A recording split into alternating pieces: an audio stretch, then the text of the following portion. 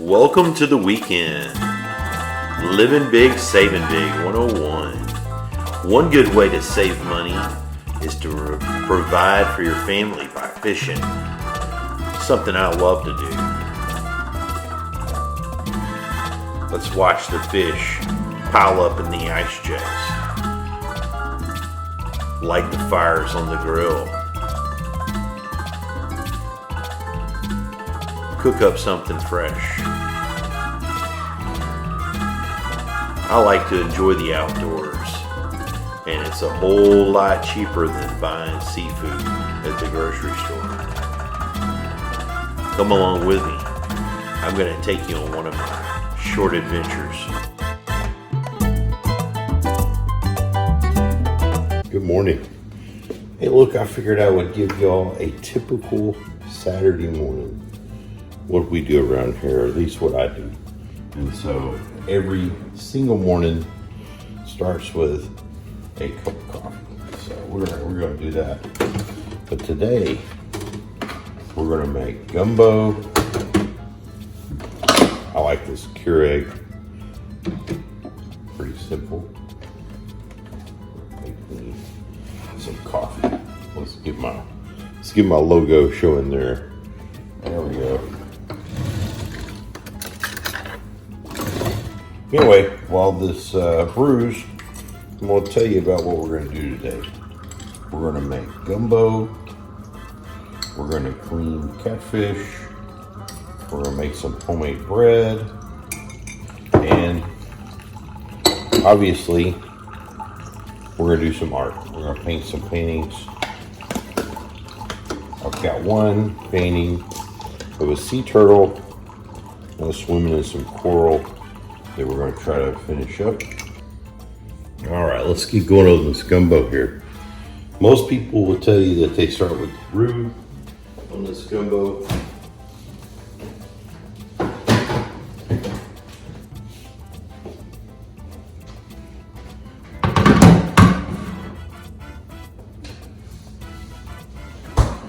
I like to start with at least two whole fried chickens. That's what I put in my gumbo. And what I'm doing early in the morning is I'm gonna take these chickens out. One key thing, I'm gonna take the chickens out, I'm gonna cut them up, I'm gonna put them in my huge gumbo pot. This is a big pot here. I don't know how many quarts it is, but it is a very sizable pot. Stainless. This is my gumbo pot. So we'll cut the chicken roughly into quarters, put all the chicken in here, cover it with water, and then we're gonna boil that chicken for several hours. And what that does, instead of starting off with a roux, starting off with putting some stock in there, that makes your stock during the day as you're making gumbo. So gumbo is a long process, and so, but it's broke up into small pieces. So this is the first step. I'll let you see how I do it. So, hang with me. All right. So we got them chickens. They have been sitting in this water for a little while. They're defrosted. I cut them up. I changed the water once just to be thorough. I've got about half full of water and raw chicken. So these are just cut up fryers that you just saw me. I'm gonna turn my heat all the way up on this thing. I want this thing to get hot quick. So I wanna bring it up to a boil. I wanna bring these chickens up to a boil. So I'm gonna put the lid on, but I'm gonna watch it. So you know how that is. You leave a pot like this on high heat, before you know it, that thing is boiling. So we're gonna let this thing go for 10-15 minutes on pretty high heat, because there's a lot of water, a lot of chicken in here. It'll take a while to get it up to temperature.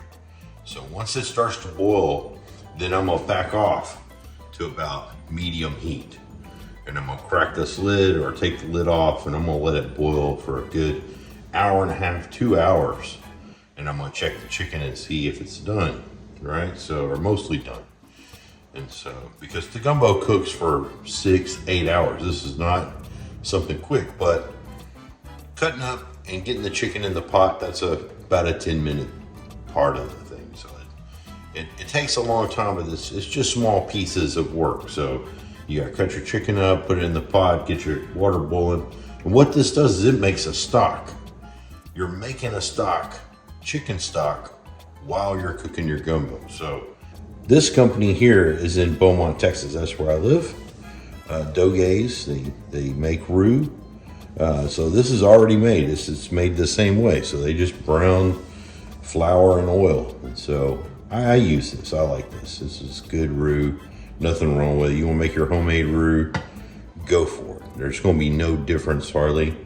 My gumbo is seasoned very well. So you really, you don't want the roux to be the star player in your gumbo anyway, because it is just almost burnt flour, right? It's very dark. You see this?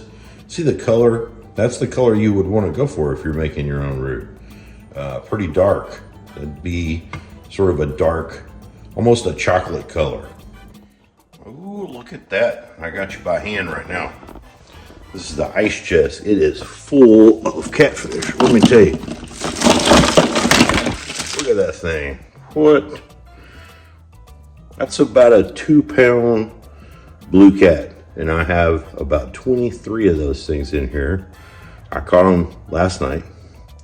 And so now I'm gonna clean some. I'm gonna keep them on camera, but realize this, I'm gonna clean all of them, all 23 of them. I'm gonna clean them about 7 or 8 at a time. We'll keep most of them in the ice chest. Keep them cold. Okay, so just in that 10 or 15 minutes when we're kind of cleaning stuff up, this stuff is already starting to steam, starting to percolate a little bit. So it's starting to come up to a boil. So I had the lid on it. This is the chicken for our gumbo. It's already really hot. So it is starting to boil just a little bit. So now I'm gonna put this lid about like this.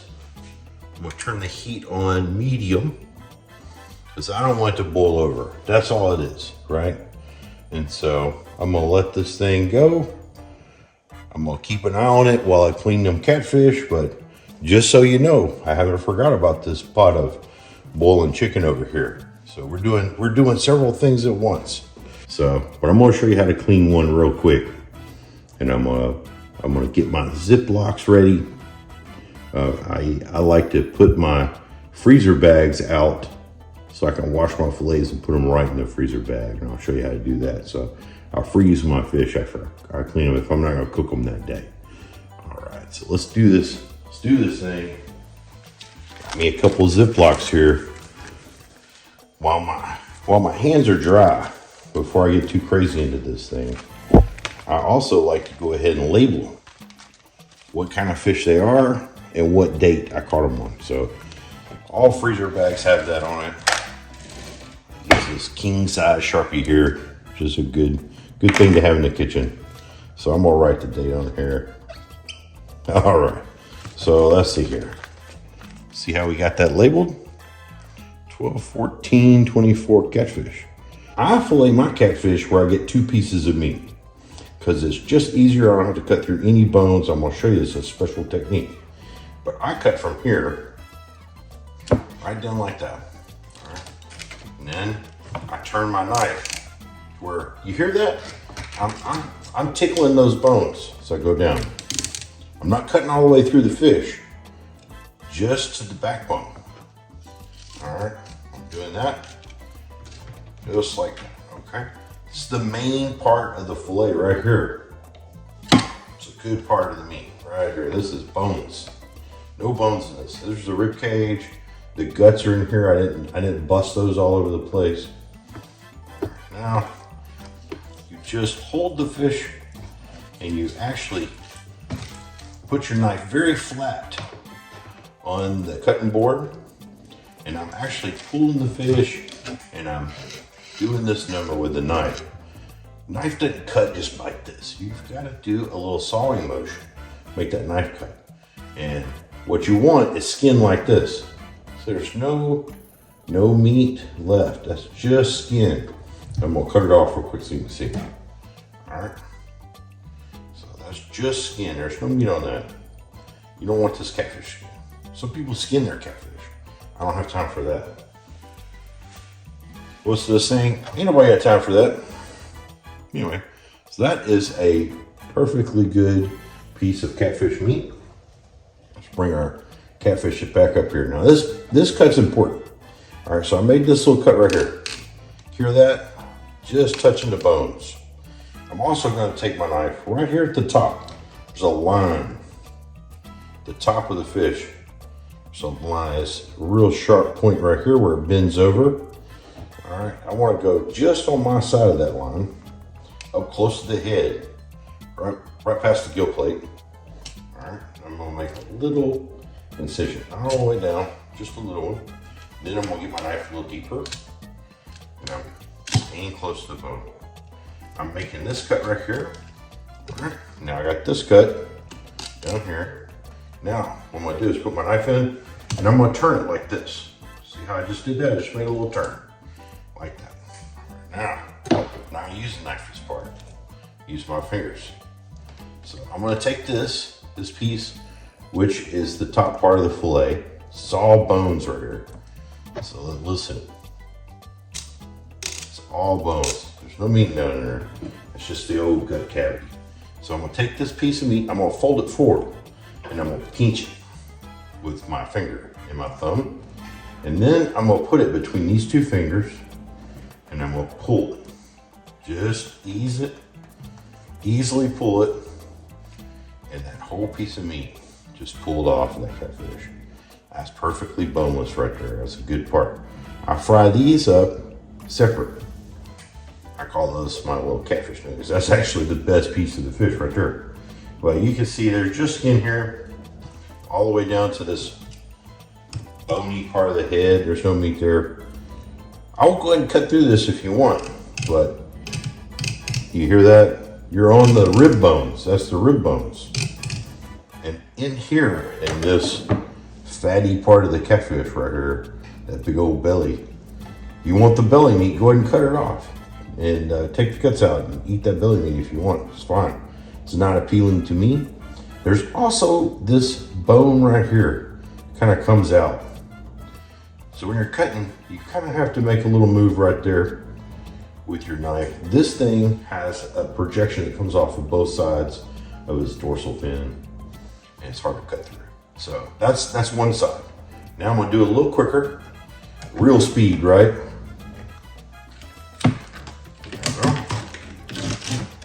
Like that. Give it a little flip.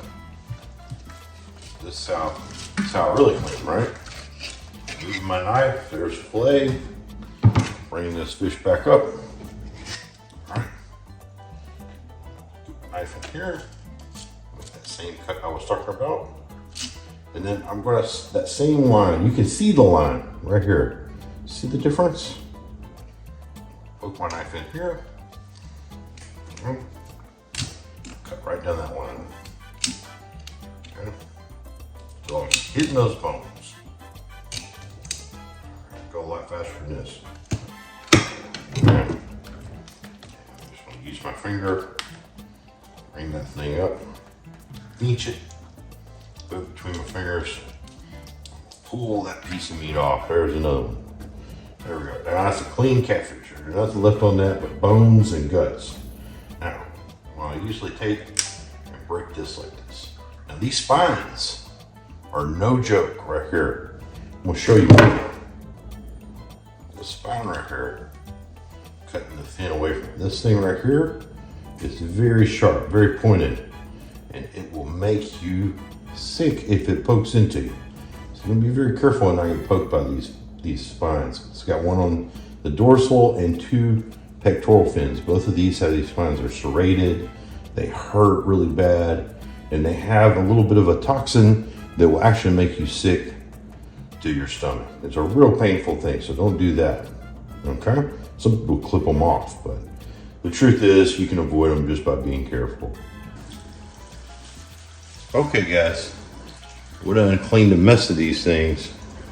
I got probably about 14. I still got about 10 more to go, so 8 or 9.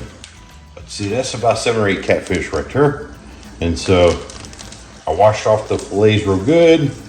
Now I'm gonna put a little bit of water. Okay. This is a good secret right here. Make sure you guys can see it real good in the camera. So I got a little bit of water in there, about halfway. All right. I'm gonna seal it up, not all the way. Bring you guys over a little closer so we can see this. All right. So I got about half of it full of water. I sealed this side of the Ziploc bag. I'm gonna seal it almost close, but not quite, right? This part is still open. And then I'm gonna lay these fish so that they are kind of on the sink, resting on it. And then I'm gonna tilt the bag over like this. And that water, when it pulls out, I'm gonna seal it at the same time when most of the water's out. That creates a vacuum. Actually, a little bit of a vacuum on those fish. So I'm sealed it up tight. Now, I got my package of fish. That's 12-14 catfish. That's a good 2 or 3 pounds of catfish meat.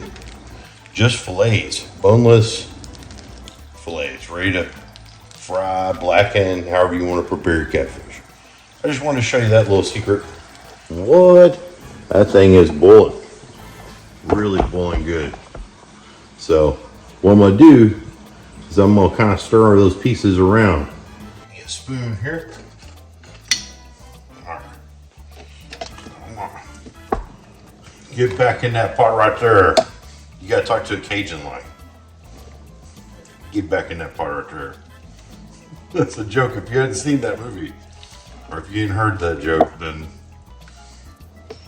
no, look it up. Okay, guys, these chickens are done. The catfish are cleaned. Our chicken has boiled for a good hour and a half, and this chicken is ready to fall off the bone. So it's pretty hot, but you can see that bone coming loose there. Look at that. Bone just falls off the meat. All right, so that's, you know, those chickens are done. I'll put them in this pot. I recommend tongs. These chickens are hot. But I'm gonna take all the chicken out. I'm gonna let them cool off in this other pot over here. Got this other pot. Let them cool off so I can strip all the meat off of these chickens.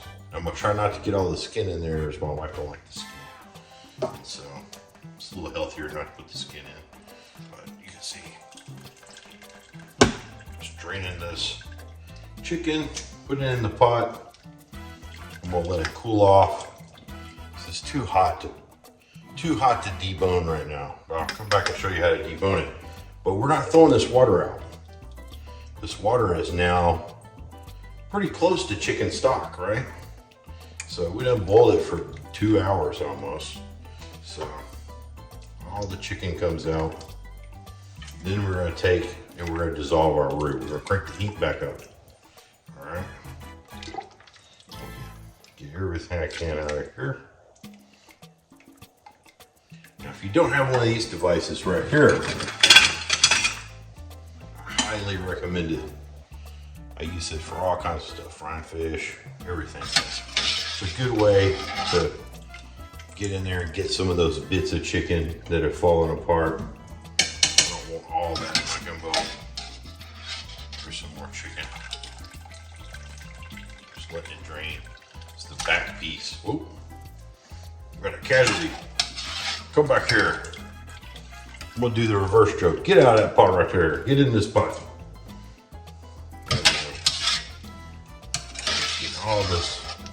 Get all this little bits of chicken out. Okay. Cleaning it up a little bit here. Leave a little bit of that in there. It'll flavor the stock a little more. So now that the chicken is out of the pot, I mentioned the roux earlier. Here it is, Doge's roux. We're gonna go ahead and crack this open, and we're gonna crank the heat back up. So I had it turned down. Turn it back up to high. I wanna get this thing to a boil. Not totally high, maybe like 75%. Turn it up just a little bit. So, now they put this plastic seal on their roux, and so you gotta get you a little knife and cut that loose. So We'll do that real quick. Anyway, all right, now we got it open. It's got a layer of oil. And so I'm not putting that oil in my gumbo. I'm gonna have enough oil in there. I'm gonna have to do a little skimming as it is at the end, but there's a layer of oil on top of this roux. And I'm gonna pour that oil out.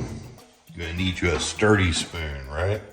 Now I got most of that oil out. There's a little bit, but that's all right. Now I'm gonna get in there and dig. This part right here, you can actually hurt yourself. You want to put this roux in this pot. I like to just ease it off the spoon in there. You boom like that, it's going to splash boiling water all over you. The meat, I'm going to debone this chicken, right? And so I'm going to take a breast here. Notice the skin. You don't want the skin in your gumbo. You don't want a lot of it. It's just got a lot of oils. If you like skin, put a little bit of skin in your gumbo. That's fine with me. My wife don't like it at all, so I take the skin off for her. And so now, I'm not cutting this chicken up. I'm pinching it into pieces. See that? That's a nice piece right there. That's going in the bowl. So just kind of grabbing it and pinching it. This meat is very tender. And breaking it apart. And I'm going to debone all this chicken right here. Put it into this bowl. Notice I'm not putting it in the pot because we got to boil our veggies, our sausage. We got to get all that done. This got to boil for an hour and a half or so. But while this chicken is kind of cooled off and that has to go, this is a good time for me to do this. So I'm going to do it. And after I get it into pieces like this, I'm actually going to sit it in the refrigerator.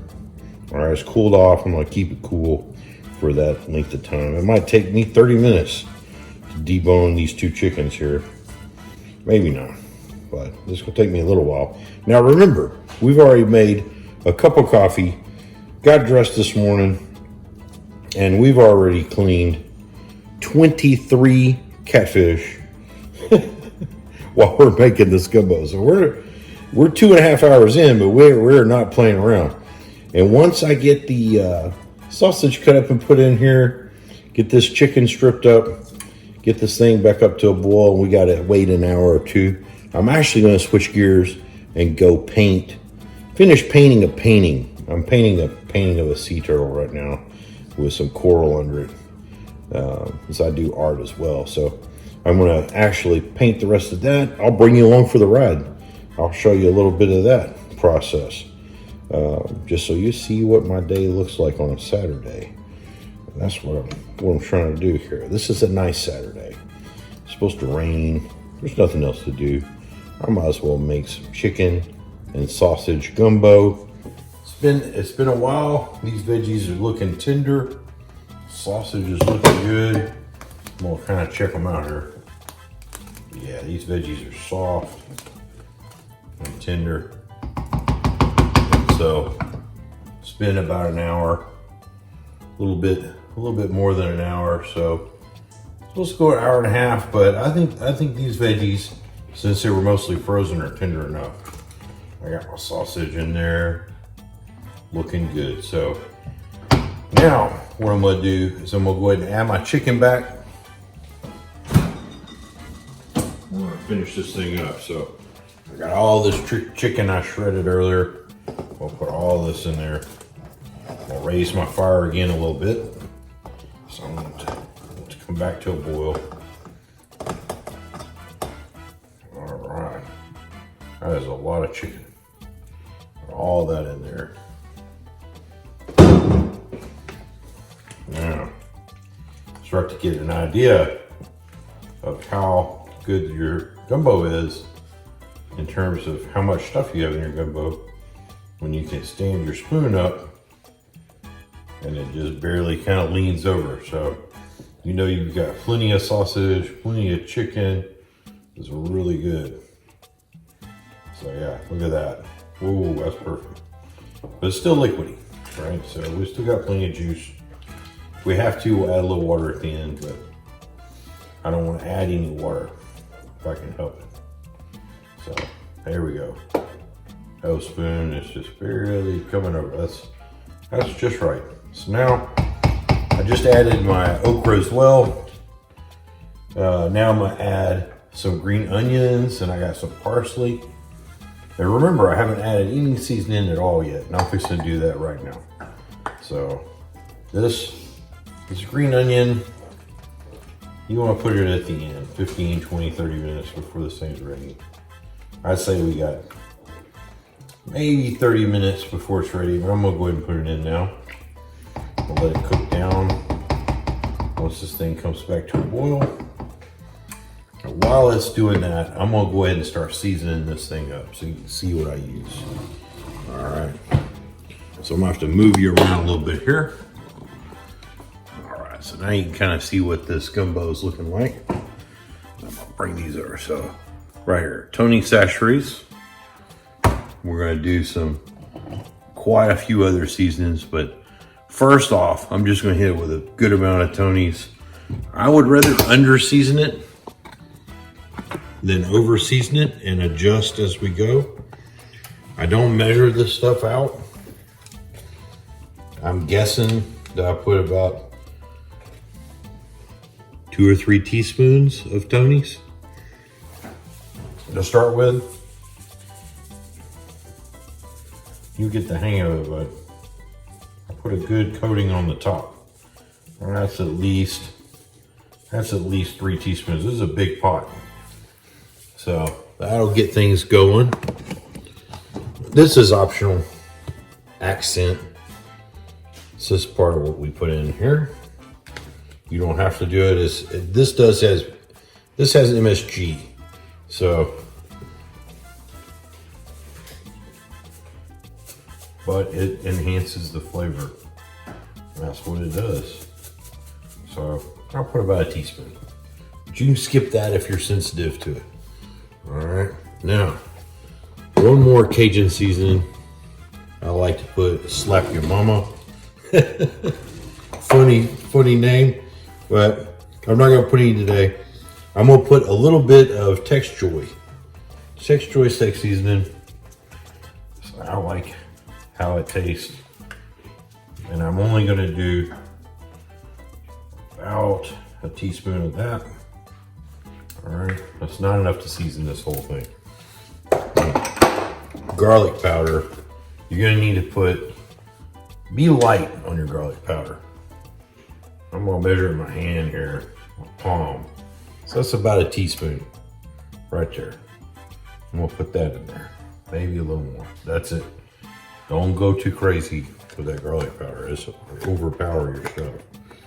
I already put a good 1/4 cup of parsley in there with my green onions. Now we're gonna go with some spices. I like cayenne pepper. Now I like ground jalapeno. Now that is some good stuff. That's gonna bring some flavor to your gumbo. I'm gonna put probably 1 teaspoon of each. We'll see what that does. You don't want it too spicy. We're gonna adjust it at the end. We're gonna taste it, see what it tastes like. And so now this jalapeno powder, kind of hard to get out of this spice container, so I'm just gonna pour a little bit on my hand. So it's this dark brown color, look at it. Let's put that in there, boom. All right, now, need some black pepper. All right.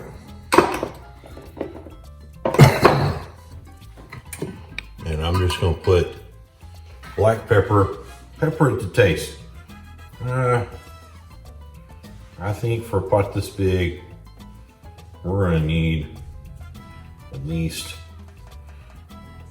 a teaspoon of black pepper. I haven't put any salt in this thing, right? I'm not going to yet. No table salt. All those Cajun seasonings, steak seasoning, have a lot of salt in it. And that MSGP is a little bit salty, so that's good for now. We'll see what that does to it. And I'm gonna let it simmer like this for another good 30, 45 minutes. And then while that's happening, I'm gonna make some good old white rice. to go with it, and it's gonna be delicious. So I'm pretty sure it'll be just fine. This is about the 100th time we've made this gumbo, so not any surprises here. I might also put a couple other secret things in there off camera, because I can't tell you all my secrets now. This is my gumbo. You got to make your gumbo. All right. So now that we have got our gumbo pretty much wrapping up, I'm gonna go ahead and make some white rice. It needs 20 minutes, 25 minutes or so. I'm gonna measure out a cup of rice. We'll end up making about 2 cups. So that's a little too much. Let's see. There, that's about a cup. Put that in. 1 more cup. Close enough. 2 cups of rice. For every cup of rice, you need 2 cups of water. So I'm gonna go put 4 cups of water in this thing, and then we're gonna cook it. So hang on a second.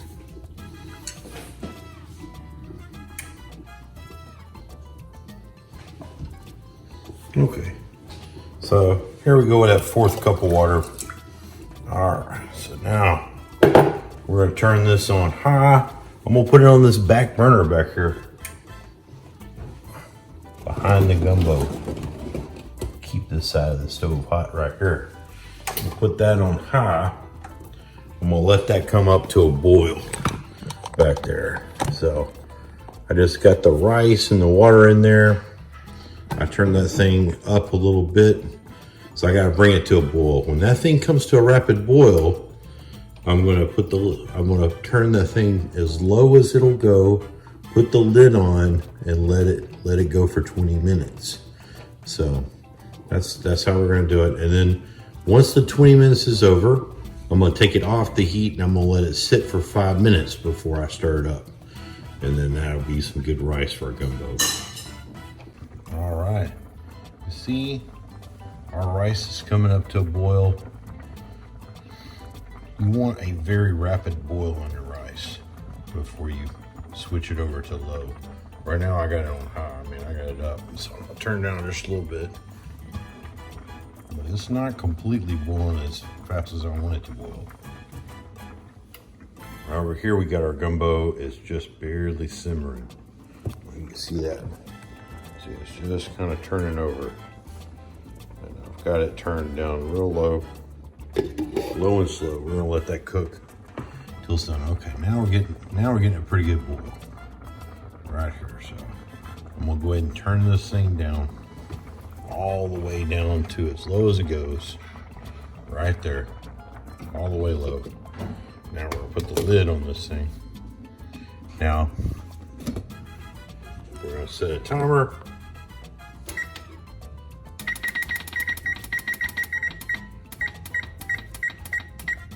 20 minutes. All right.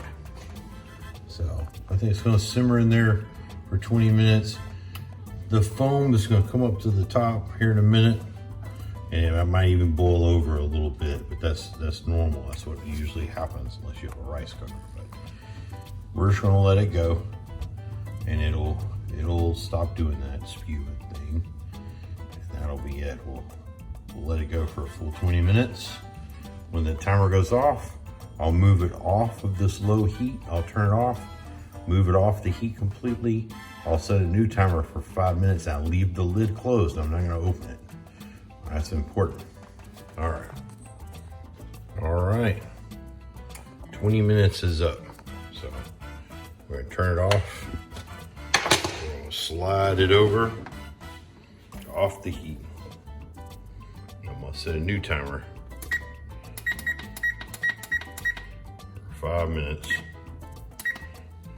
and we'll leave it covered. And that's gonna make that rice just right. And so you can see it's already looking pretty good.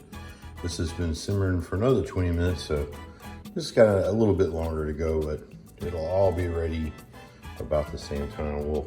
We'll check it here in a minute for seasoning and see if it tastes good. I'm guessing it will taste great.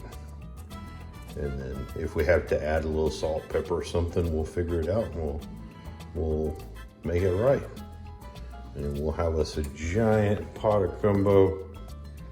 Got some friends coming over later. This is enough to feed about 20 people. So anyway, you know, for us, we'll eat some tomorrow as well. Okay, so we got our gumbo percolating over there.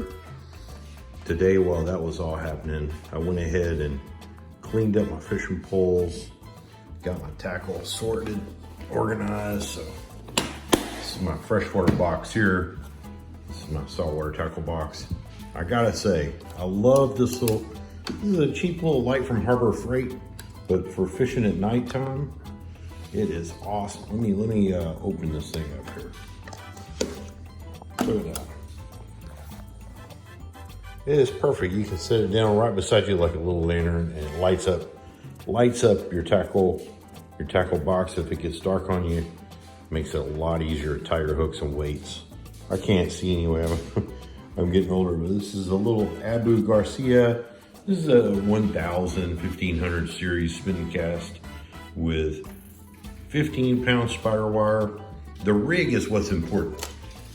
What I'm throwing is what's important. This is a number 2 Kale hook that is tied to a very interesting leader with a rig that floats, right? So this rig, let me take this off my rod and lay it on the table, and I'll show you what it looks like. So here's this fishing rig.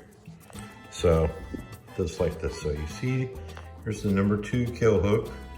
It's tied to, this is 25-pound mono, so that the catfish don't fray up the line. They don't really care about whether or not they can see the line or not. They're really not that kind of visual. I've got a swivel just above it.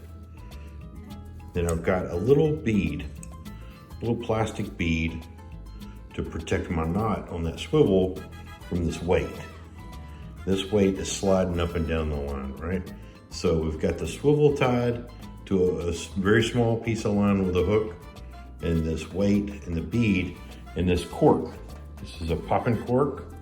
It's weighted. There's a weight in the bottom of it. And then just above it, I have a bead. This line that comes from this swivel all the way up to the top here is about 5 foot of wire. It's about 5 foot long. And then you can see the knot right here where I'm tying my main line with a Palomar knot to a loop knot on this 25-pound test mono. So this mono, all this right here is my leader. And why is it special? Because when you're casting it, it all folds up neatly into this little small package. And so, but when it hits the water, so this is the thing you're casting out, right? Just this much, this little much right here. But when it hits the water, what happens is your bait and this weight causes your bait to sink down to 5 foot, and this cork floats up and keeps floating up until it hits that knot that I showed you. Right here, okay, so you see it hits that knot with the bead, and that's it. It won't go any further than that. So it's 5 foot. So that allows me to throw something that's 5 or 6 inches long, but when it hits the water, the bait goes down to about 5 foot. So that way I can kind of pitch it up under different things and let the bait sink down. This catfish, this is a deadly rig. This is definitely one of my favorite rigs to catch blue catfish in the river. Because if you find them concentrated, you can throw this thing out, and the cork, when it hits the water, it mimics a bird or a fish hitting the water, and those catfish trigger in on that activity at the surface. They come up to investigate, and here comes your shad or a piece of shrimp or minnow, whatever you're fishing with, drifting down. And that's what happens a lot of times when fish hit a school of bait, or a bird hits a school of bait. The dead bait will drift down, and those catfish are down there and they eat it. And so I caught 23 catfish on this rig yesterday, probably in about 2 or 3 hours. About the first 45 minutes of it, I was trying to locate them. Once I located them, I was catching them every cast. So anyway, there's a little, I had to re-rig all my poles, so I always bring 2 or 3 extras. So I've got those re-rigged. That one as well, so I keep 2 float rigs and I have a bottom rig as well with about a 1 ounce sinker. Same hooks, just a double drop rig.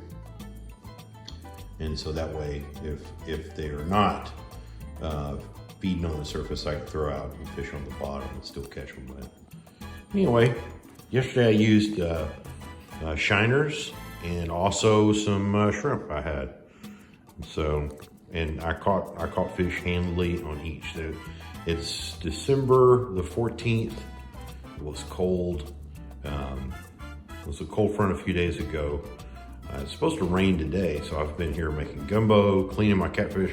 Now I've cleaned up all my gear, and the key thing I'm gonna tell you is, I'm gonna go put this back in my truck, under my seat, with my tackle boxes, so the next time I get a good opportunity, I can go and catch another ice chest load of fish. And maybe next time I'll try to bring you along with my GoPro. I got my GoPro camera out today, charged it up, cleaned it up, got it ready to go, so I'm gonna film a fishing trip for you maybe tomorrow or the next day, sometime soon, and I'll edit it and put it on here so you can see how I'm catching these fish.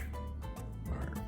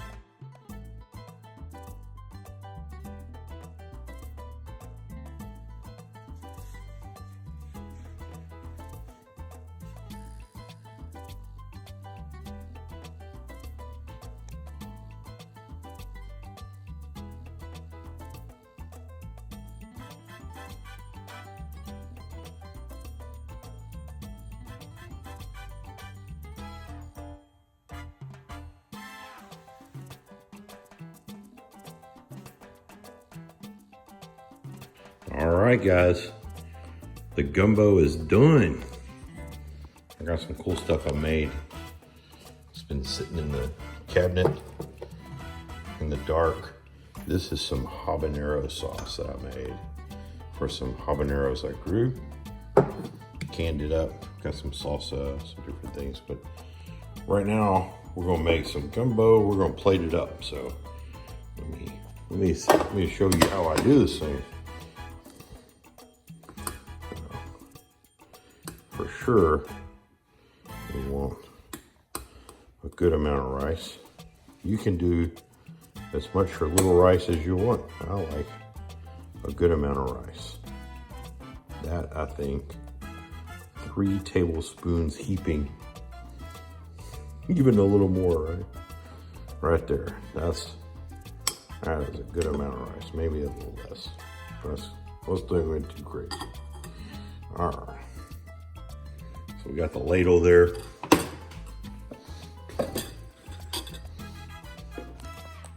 Let's see what it looks like.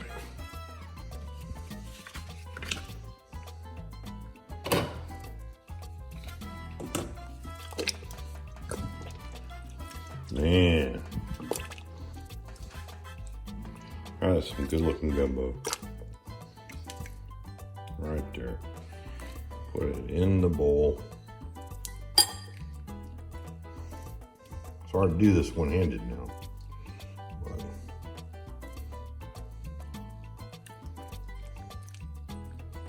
we'll be as ambidextrous as possible.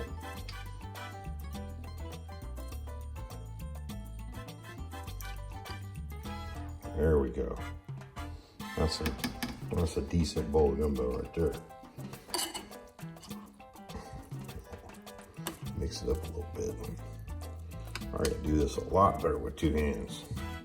All right. I'm gonna go get me some filet, gumbo filet, and some crackers, and we are gonna be eating. I'm gonna eat some. I'm gonna eat this bowl of gumbo, and then we'll see what's left for the day.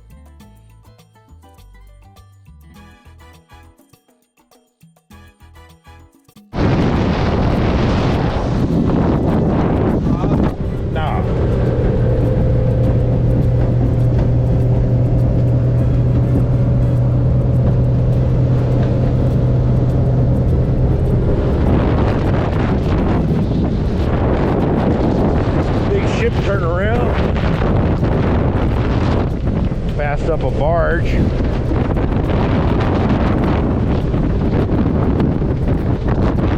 can literally see the big power lines up there. Those big towers that stick up higher than the bridge. That's where the canal goes in. This is called the ship turnaround. It's where the big ships can turn around and go that way or that way. People fish in there, but it ain't good.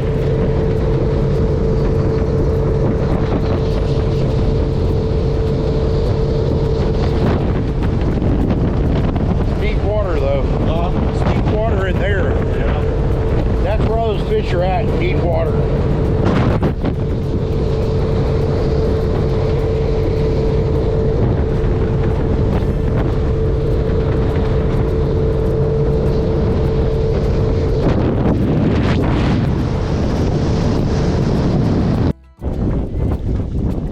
Oh, that is a blue cat. That's a good fish to eat right there. Let's bring him in. I'm not gonna get poked.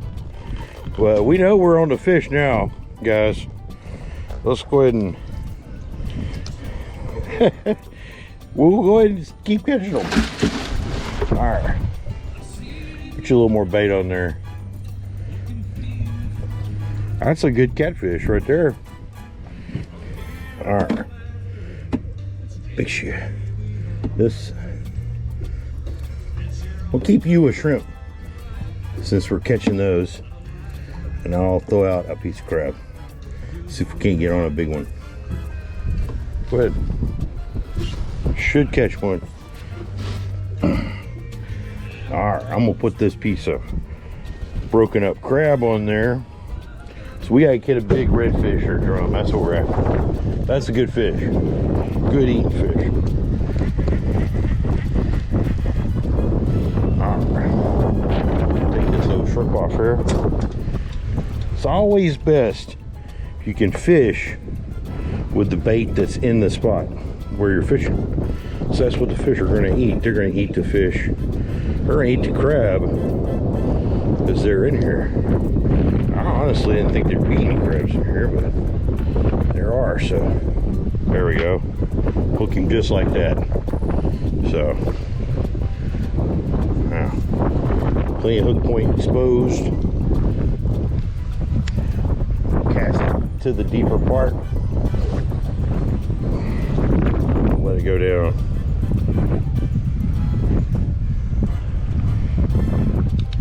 Now we'll just set this one. When something eats this thing, should be a good fish. Should be a good one. So we know we're in the right area. We're on fish, crabs. We got a catfish. We've got a drum. Now we just need to get a redfish and a big giant drum or some really keeper drums. So mostly I'm just enjoying some time with my oldest son. I love you. Love you. Take it easy with him. We got another big fish on. Alex is reeling them in. Let's see what we got. Feel similar? Yeah. Oh, that's a drum. That might be a keeper. I think that is a keeper. Bring him in. Hey, that's what we were after right there. Look at that thing. That thing is 16, 17 inches all day. You see? Oh boy, he's whacking them here. Take my picture. Yeah.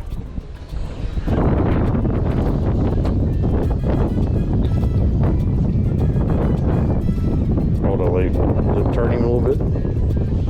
There we go. Turn the fish. Just take a hold of you. I am. There we go. I got it. There we go, son. We got one for the cooler, two for the cooler. Just catching all the fish. You didn't even get your bait. He got the bottom hook. Yeah. I think they all have. Okay. That's why I figured they'd be on the bottom. Now, oh, starting to stack something up in here.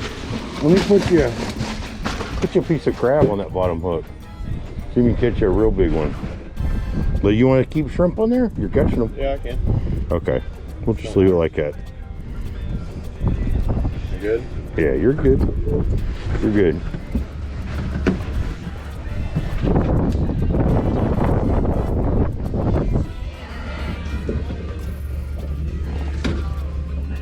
There we go. Got some fish on board. So it is going to be a catch, clean, cook, paint video. A lot of fun. Loving it. Especially since my son's catching them. Saving my back. Pull these things up. We got two of the drums. Well, take my picture. Now we're in them. Those are, that bottom one might be big enough. Here. Here we go. Catching two at a time now. Look at that. We're in them. I'll bet you that felt good. That was cool. We're gonna let this one go. It's not big enough. This one ain't.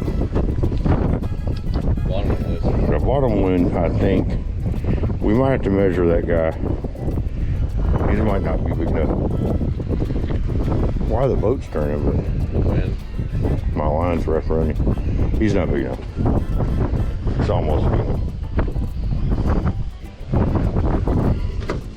I tell you what though, this should catch you one that's big enough.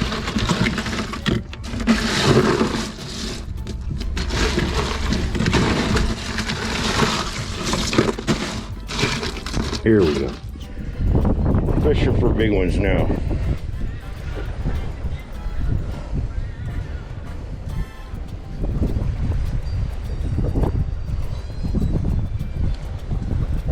If we're in them that thick, this will make the big ones bite. Yeah.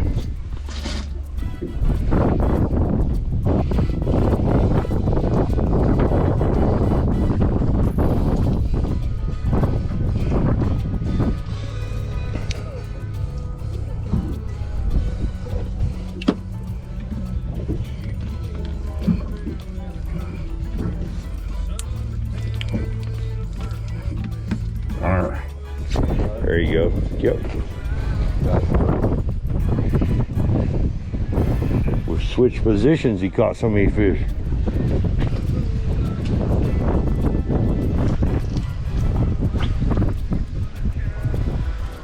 Where'd it go? Is your bait still on? Yeah. All right. All right.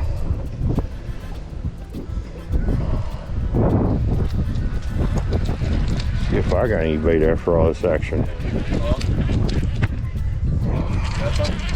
I don't know. I don't think so, but probably just that crab coming in. Just hoping I still have a bait. Yeah. All right.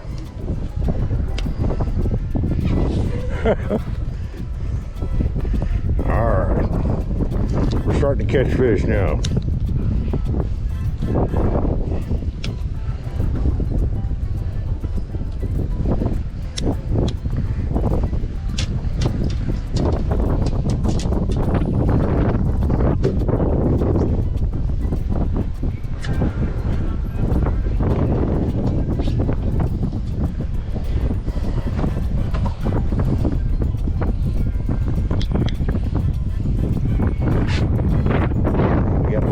Out.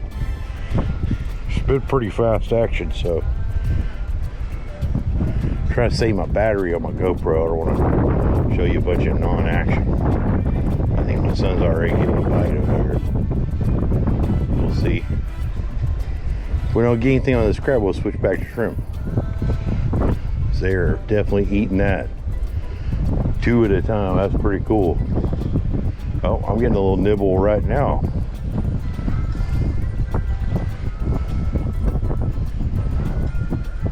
Yep. The boat's rocking pretty good, so hard to see a strike. Pick up my rod, see if I can't finesse this one in. Yep, getting the bite. You got one, I believe. Just hold on, let him tighten up with it. If he gets real tight, you'll have him. I think definitely we're getting hit.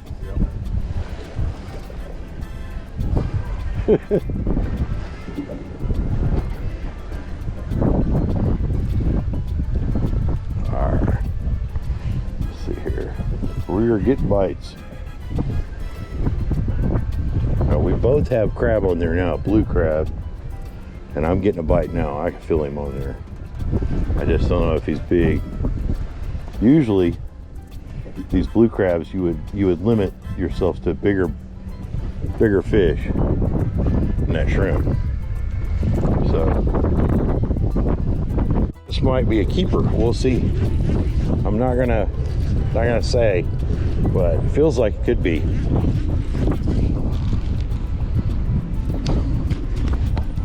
Make sure you guys can see. Oh, he's running. Let's see. See, am I on top of your line? I'm over you. Yeah. Yep. That's cool. No, that's good. He's fine. Yeah, we'll go around. So I got a fish. This ain't a real small one, actually. It's perfect size, actually. It's a keeper. Real good one. Let's see here. Cool. Look at that. Let's get him in the boat. And net? Nope. That's 4. All we need is one more. All we need is one more. We need a way to measure that one. Take a picture. Yeah, hold on. It's a real good one right here. As far as eating size ones go.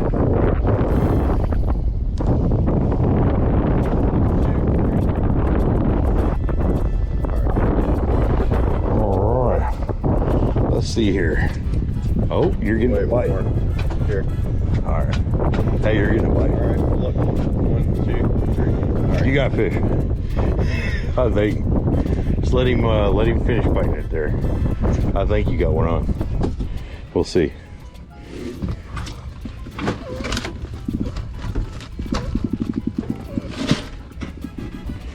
Whew, that was a nice one. All right. We're just going to keep 5 of these.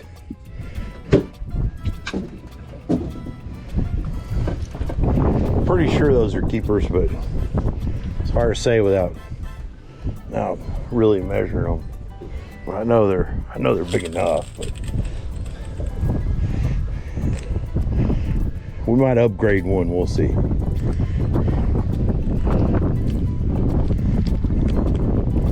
Now we're catching a little bigger ones, so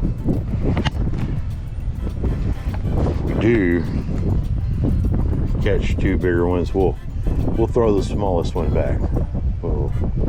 There's still plenty alive in that ice chest. Uh-oh, we're getting a bite here, so we're gonna see.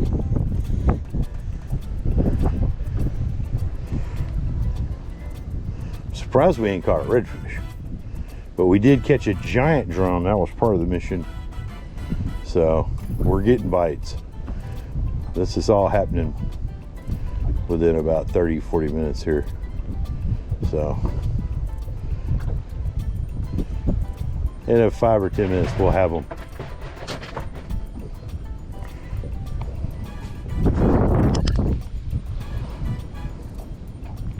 Let's see here. I have got some slack again. I might be on another one here. We're gonna see. Yeah, I'm getting a bite. Yeah. And he is tightening up, and I got him. Oh, and feels solid. Yeah, I think we might have him right here. We'll let him. We might have to do the same maneuver. Seems to be way out there. I might be over you. Just ease back behind me.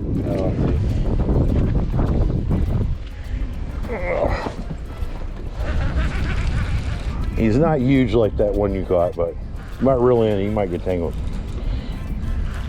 Throw back out. This one is not quite as big. He's big though, he's heavy. I just can't tell with this reel messing up. You know what? This is not a drum. It's a nice catfish. Oh yeah, that's bonus. We still need one more. We're gonna get him pretty quick though. We're gonna have a whole cooler full of fish. But we only need one more drum. And then we're gonna leave them alone. We'll go run the boat as much as we want. This is a sure enough piece of bait that should catch one. So we need to throw both poles out and get one, and that will be mission accomplished. All right, put this big piece of shrimp on there. Whoo, your reel has had it. This thing is toast. All right, let me put you some good bait on yours. We ain't playing this time, we're getting one. Bait's all messed up. Let's put you a real good piece of bait. And amongst those two, this ought to do it for us. As good as they're biting. Too bad we have 3 or 4 people, we could really load them up. Yep. Cody is over there. Can't come, but have to take care of his mom, so it's good. He's doing the yeah. All right. Hey, look, Grano, I mean Alex, I think I'm gonna tell you about what I've been doing, and I'm letting out a little slack, so I think I may already have one. Let's see.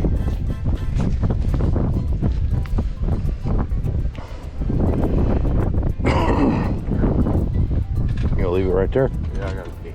Okay, well, we'll edit that out. I think you already got a fish. We'll see. Maybe not. Better go fast because it ain't gonna take long all day.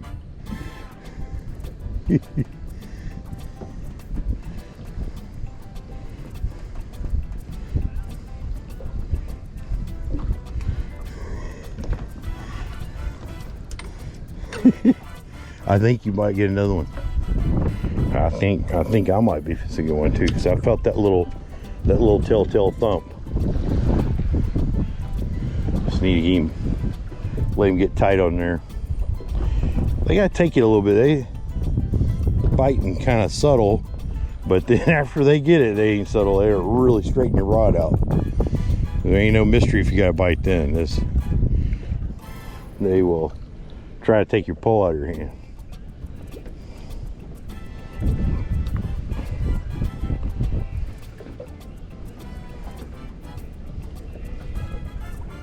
All right, we're getting all kinds of nibbles.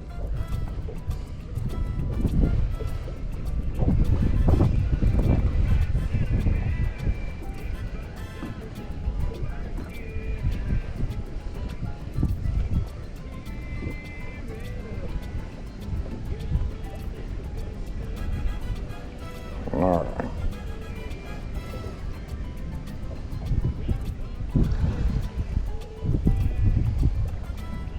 Got some slack. Now, I don't. Let's see here. I think I got something, but I don't know if it's a fish. If it is, it's a small one. Well, there's a different species. We got us a whiting. That's not what we're after. Tempted to throw him out there. Let some big redfish eat him, but we'll stick to the plan. Catch one more drum and go.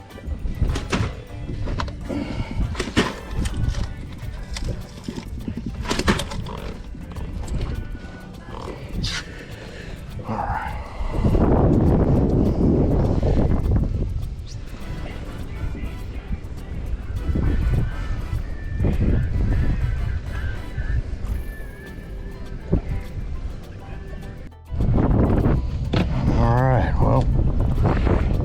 We were successful. We got us all kinds of fish, and we had one beer, but we got us a cooler full of fish again.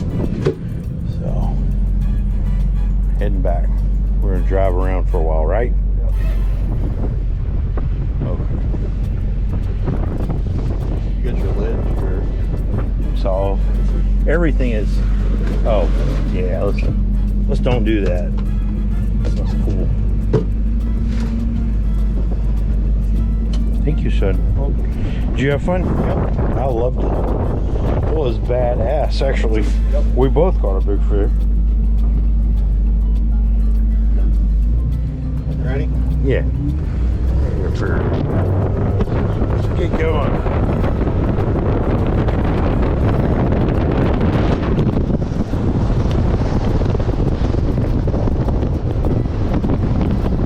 Going a little joyride.